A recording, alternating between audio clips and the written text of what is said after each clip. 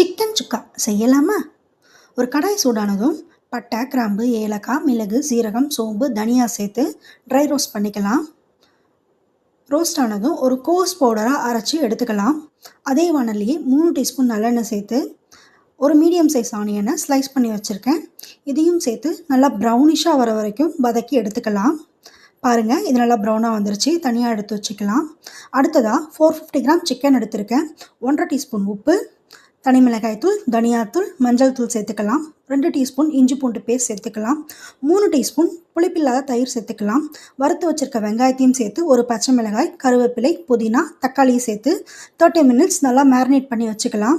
அடுத்ததாக அதே பேன்லேயே இன்னும் கொஞ்சம் எண்ணெய் சேர்த்து மேரினேட் பண்ணி வச்சுருக்க சிக்கனையும் கொஞ்சம் கொஞ்சமாக சேர்த்து நல்லா மூடி போட்டு குக் பண்ணிக்கலாம்.